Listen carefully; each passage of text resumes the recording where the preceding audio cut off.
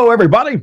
I'm Mac Davis, along with WWE Hall of Famer, Holla, Teddy Long. Hey, Teddy, how you doing? Hey, what's up, Mac? How you doing, man? Man, I can't complain. It's been a fun week. I know for you it's been fun because you've been kind of busy. You got busy on Sunday. You flew out Sunday for, was it Philadelphia? Yeah. Well, I wouldn't call it busy. You know what I mean? To me, I've done it all my life, so it's just another day on the job. Kind of give me an idea, Teddy. I've never been on a TV day at WWE. Yeah, it's easy for me to say WWE. That's why you ain't never been on the TV. See, there you go. What is a day like for you? Is it a lot of waiting around, or is it really kind of busy throughout the entire day? Well, it's according to what you're involved in. If you get there and you're involved in something, then it's going to be a little busy for you, especially if you have rehearsals. You have to go to rehearsals, and then something may go wrong there. You might have to go back and rehearsal again. Or, you may have a lot of backstage promos to cut, you know what I mean? So you may have them to do instead of doing them live. Some of them, we pre-tape them. So if you're involved in something, you have a pretty busy day. If you're not, if you just, got you doing this little mile stuff, then that's not too bad. You find out, who you're working with, and, you get with your agent, and you go from there. So when did you find out you would be working with DX and doing that whole routine in the ring? As soon as I got there, I was there, and I think I went to catering, and one of the writers found me and came right into catering, and he brought me the paper and, showed me exactly what I was doing.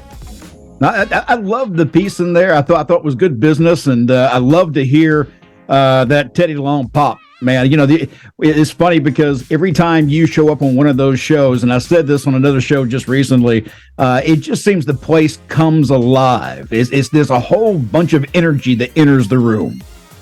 Well, I tell you one thing, and I remember this. I went back one time, and Pat Patterson, God rest his soul, and I walked out, and when I come back, Pat Patterson stopped me, and he said to me, they sure wanted to see you.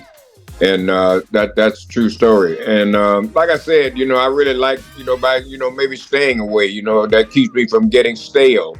Where people are just used to seeing you, so if they're not used to seeing you and you did a good job, then they're going to always respond. And I respond to them. God, I love every one of the fans, man, especially, with me getting the recognition and the pop that I've been getting. Thank y'all very much. God knows I love you. Yes, well, it's well deserved, Teddy. You busted your ass all these years, and and more so than most people realize how much you have busted your ass. There's been so much to your background. Tell me, was there anybody that you saw on Monday that you haven't seen in a while that you were really happy to see? No. Not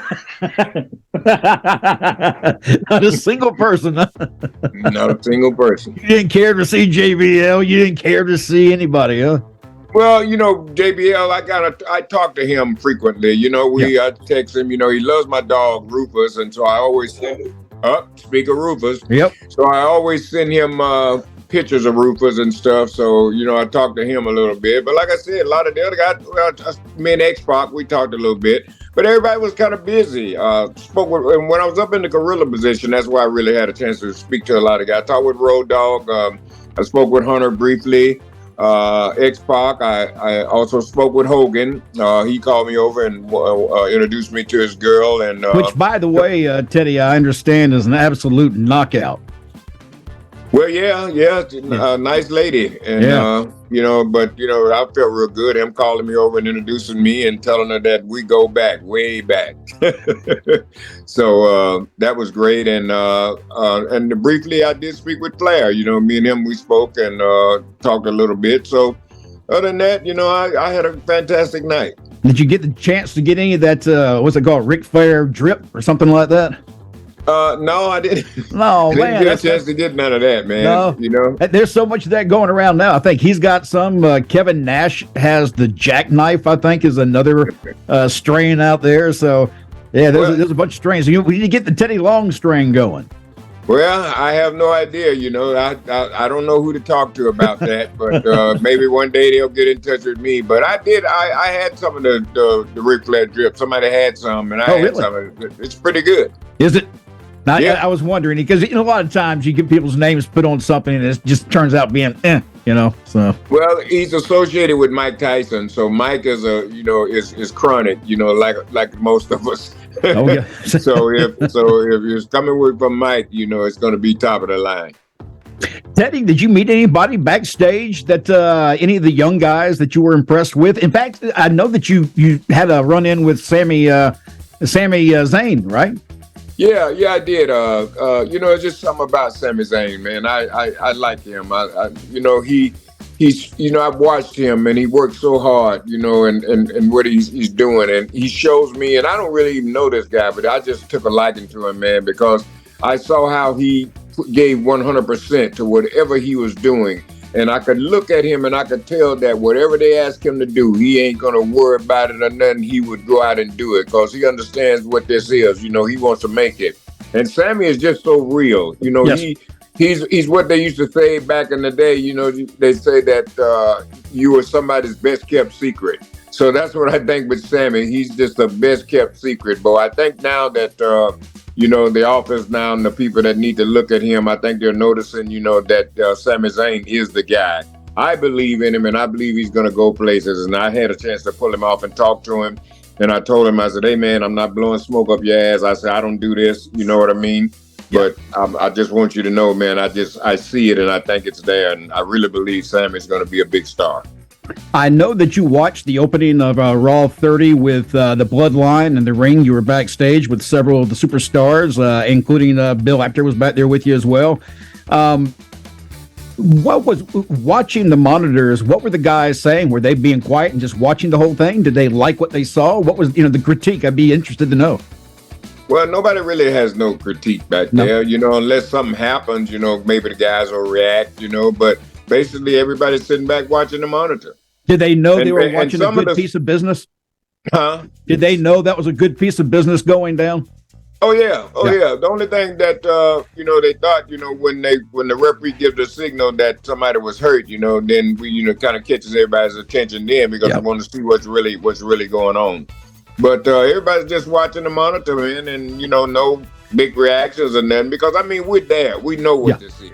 Yeah. So you know what I mean? So if something happens that's, out of the ordinary or something, then some of the guys will respond to it. But other than that, I just enjoy watching it staying quiet because I thought it was a great show.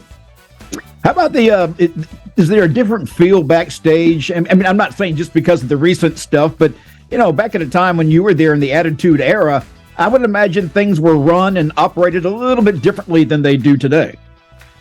Well, it's just more going on today than it was back then. But things are basically still operated the same way. But like I said, there's so much going on now. There are documentaries. I had a chance to do something with a documentary that they're doing on Mark Henry. There's a new show that's coming out. I think it's called Totally Awesome or something. But I had a chance to be a part of that. But back in the Attitude Era, back in the day, it wasn't none of that going on. No documentaries and none of that stuff. So it was, an easy day. But right now, man, with all the stuff that they've got going on and everybody involved, it's a very busy day for some people. Yes. Teddy, we're going to take a quick break and we're going to come back because it's that time of the show we always enjoy. Ask Teddy is next. All right. What we're going to do right here is go back. Way back into time. What did he say? Yo, I ain't signed up for this. Because I didn't sign up for this. This the judge that told me to come here, okay? I didn't sign on here to be no hero. I didn't sign up for this. I did not sign up for this. I didn't sign up for this. I didn't sign up for this. I did not sign up for this, and it's always me. Attention. Prepare for launch. Initiate. Relaunch. Sequence. Main rocket engine ignition. Crowd, begin the countdown. 19, 18, 17, 16, 15, 14, 13. You know what? When the doors close, just say go. Better.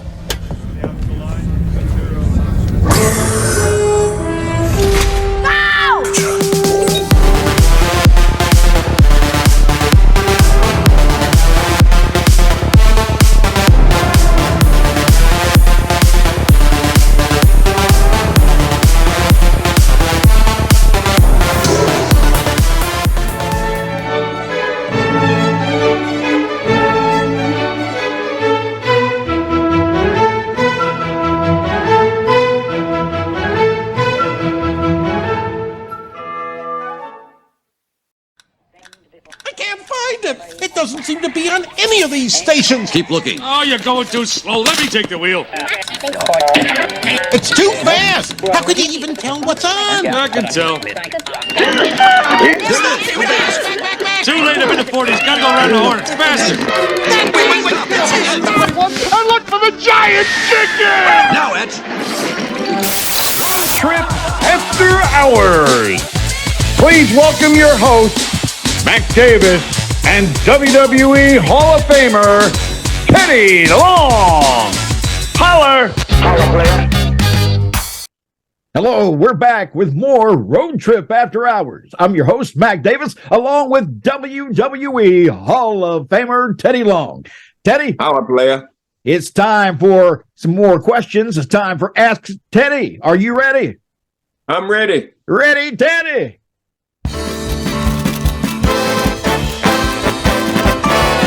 Letters, oh, we get letters. We get your letters every day. Mailman, mailman, mail today. Reach right in and pull one out. Those letters, I love those letters. Let's find out what you got to say. Oh boy! Mailman, mail today.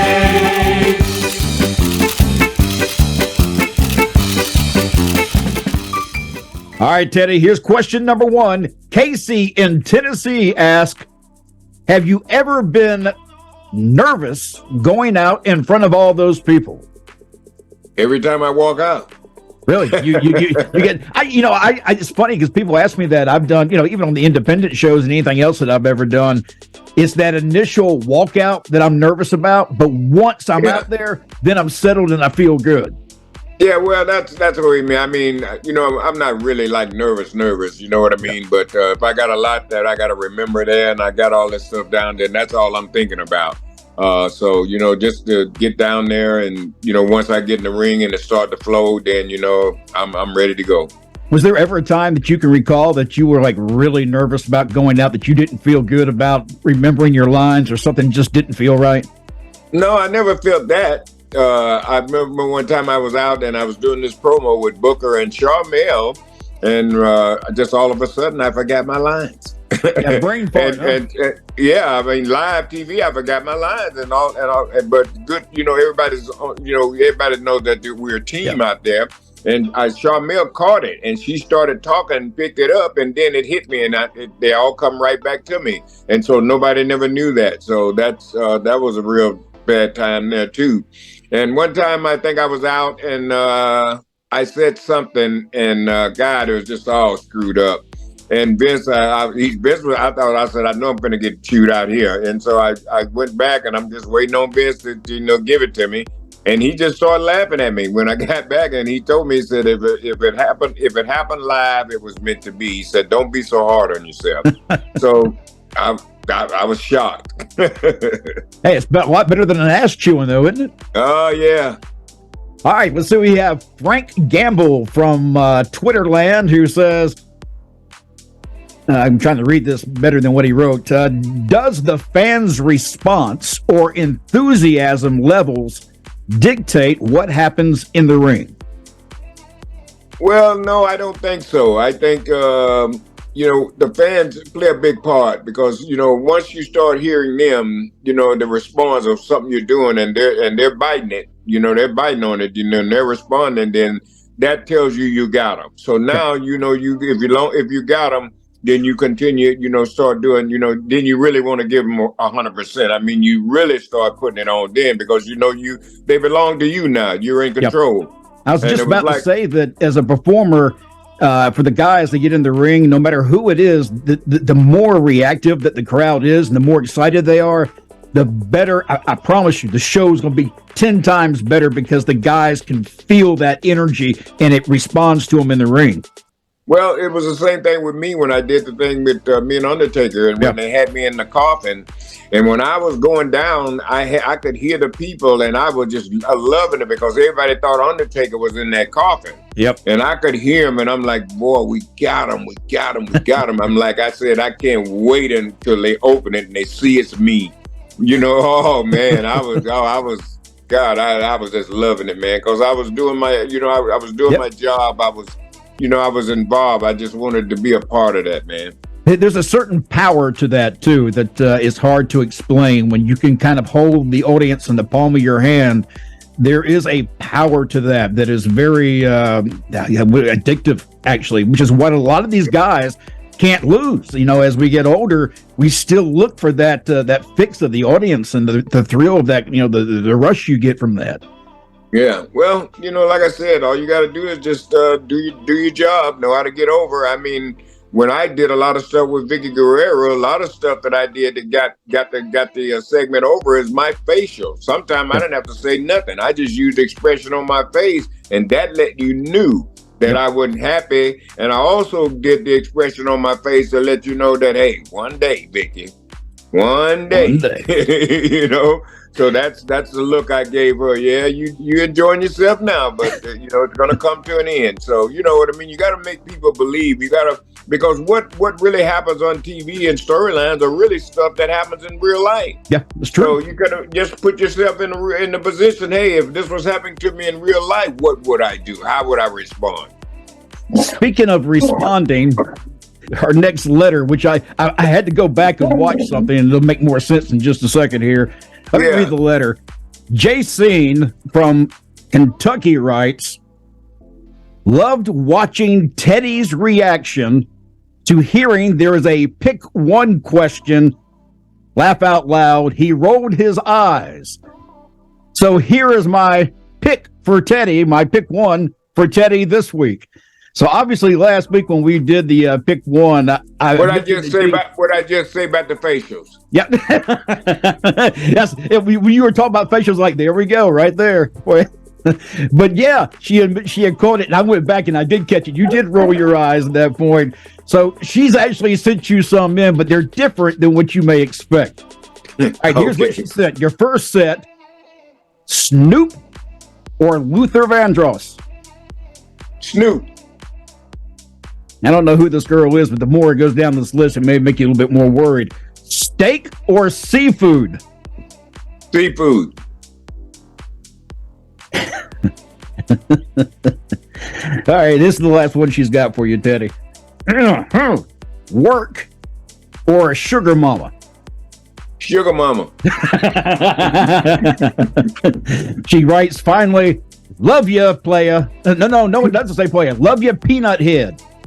Hey, that's all right. Peanut head has got me where I am today. Okay, so you damn right. Right. Well, okay. Well, I hope I made her happy. And I'm sure you did. I had a feeling she may be trying to hit on you, Teddy. Well, hey, you heard me, sugar mama. If that's the role she want to play, then I'm open. You don't want a splendid mama. You want a sugar mama. You don't want that fake sugar. You need the real good sugar. Man, I want that sugar that you OD on.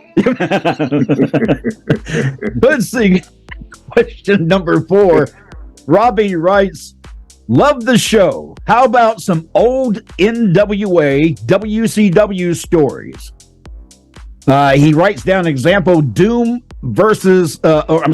attacks Flair. Oh, God, that's a real old one there. That was the thing we were doing, where Flair had the limo and they had me where I lost. The Doom lost a match, so I had to be Flair's chauffeur. So I chauffeured him around, and so the thing was that I took him, that he thought I was taking him one place, but I took him to another place, and that place I took him is where I had Butch and Ron waiting on him. And so that's when Doom attacked Flair, and that was good stuff then. I actually remember that episode as you're talking about it right now. I remember watching that episode as it played out on TV for the first time. Yeah.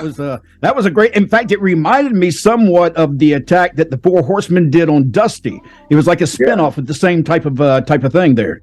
Yeah. Well, that, were the same guys that were involved in that, Dusty and all of them, so that, that could have been, the takeoff from it, because those were the same guys that were involved in that, was in part of that storyline.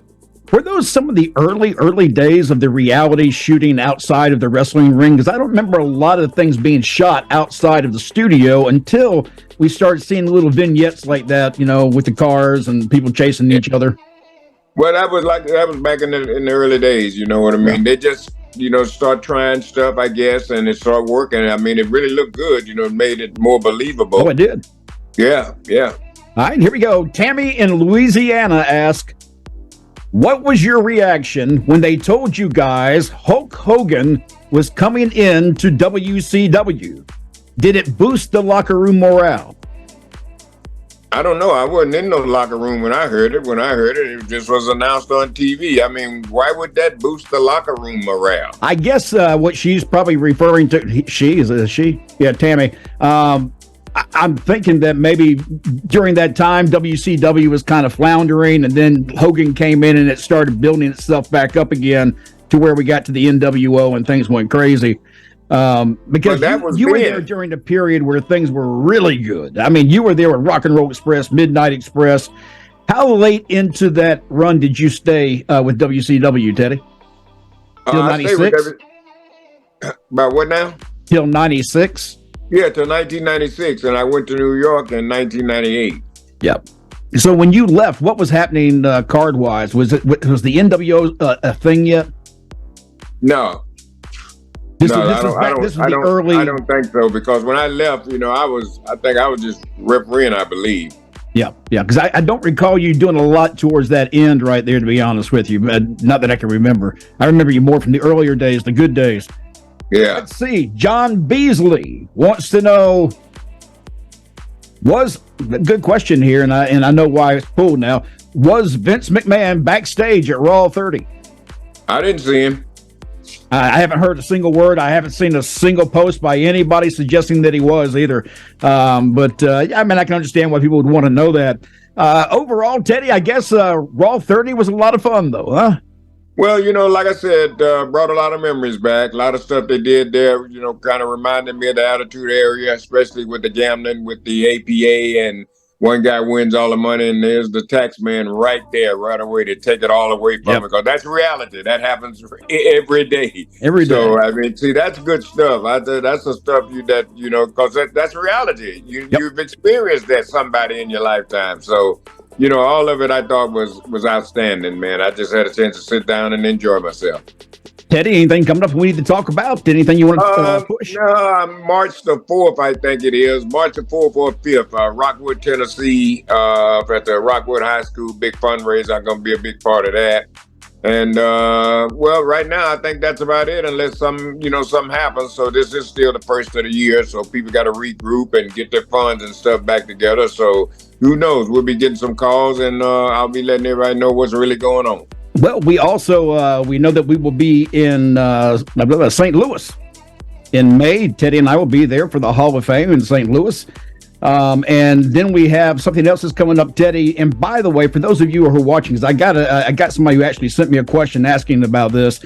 We are available. If you have an event that is going on and you'd like to talk to Teddy and I about maybe coming in, contact us right here. Leave a message down below. Contact us by social media, whichever way is easiest for you, and let us know. And if we'll check our schedules, and if we are available and can do it, we'd be happy to be a part of your program. You just got to contact us and let us know what you got going on.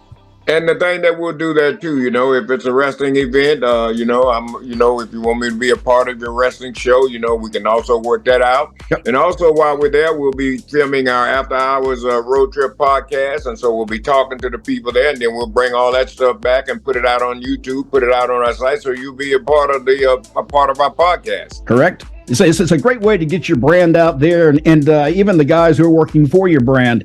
We want to get everybody over. That's what we're doing here. We're just having a good time and want everybody to get over and be successful. Yeah, we just want to help everybody, man. That's what we need more now. Everybody needs to really start trying to get along now, because I tell you, man, it's a mess out there. Yeah. All right, that's it for this week's episode of Road Trip After Hours. I'm Mac Davis, and that is WWE Hall of Famer Teddy Long. And in the words of the famous Tony Chimo, holler!